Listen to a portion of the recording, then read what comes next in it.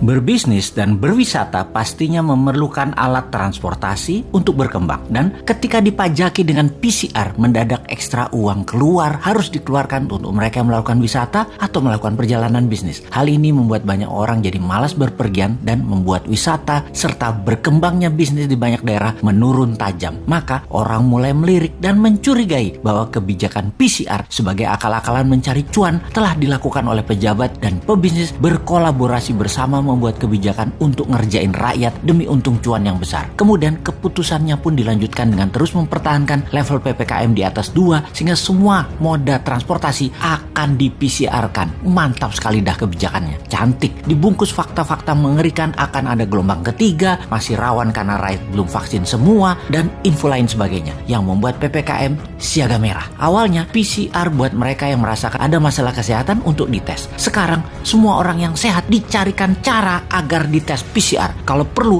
anak sekolah, penumpang ojek, naik bus, naik angkot, bajai, semua harus menunjukkan hasil tes PCR. PCR menjadi kewajiban seperti vaksin. Vaksin gratis oleh pemerintah, tapi PCR bayar. Bayar ke swasta yang isinya adalah perusahaan milik pejabat berkuasa yang serba bisa tersebut. Sehingga kesimpulannya adalah it's not about pandemic, it's about demand and supply. Pertama-tama kita ucapkan terima kasih kepada majalah Tempo yang secara khusus menulis artikel Kongsi Pencari Rezeki. Sejumlah laboratorium tes PCR milik politikus dan konglomerat meraup untung saat pandemi COVID-19.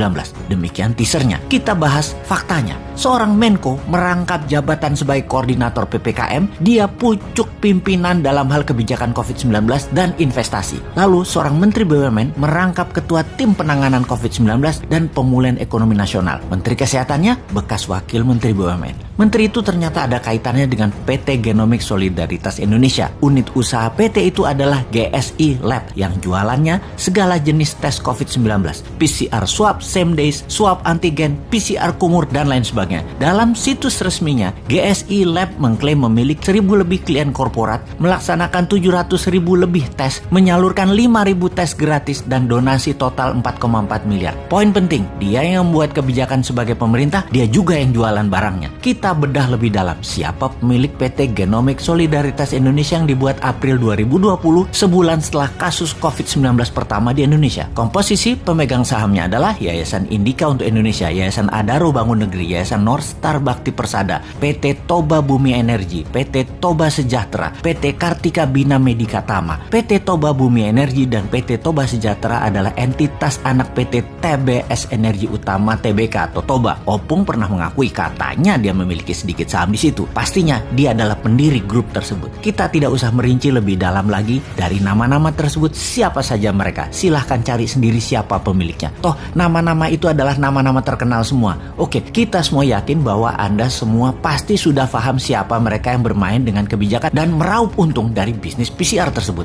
Itu semua jelas bisnis. Badan hukumnya saja PT. Tujuan PT adalah satu, yaitu laba. Ingat, bukan masalah orang dilarang berbisnis, tapi lihat dulu posisi siapa yang berbisnis. Sangat tidak bermoral menjadikan jabatan publik sebagai pintu masuk untuk berbisnis, memanfaatkan masa pandemi yang menyusahkan rakyat untuk menumpuk cuan. Di sisi lain, masyarakat berusaha dijejali dengan segudang prestasi seperti Indonesia menjadi pemimpin G20 atau prestasi apapun juga agar informasi benar yang memanfaatkan jabatan dan peraturan yang memaksa rakyat jadi pasar tidak ada yang peduli dan dianggap salah. Kita kembali ke intinya. Bisnis tes PCR ini adalah skandal di pemerintahan saat ini yang sangat memalukan. Sayangnya, menyeret hal ini untuk menjadi perkara hukum sepanjang pemimpin tertingginya masih polos seperti saat ini sangatlah sulit. Jadi, ya mari kita berpikir bagaimana caranya agar kekuatan moral masyarakat tersadarkan. Bukan menganggap informasi seperti ini adalah nyinyir anti pemimpin yang sangat baik dan berprestasi tadi. Bukan, tetapi masyarakat harus sadar dan membangun kekuatan bagaimana membendung kuasa-kuasa jahat yang selalu berhasil bersembunyi di balik wajah baik itu.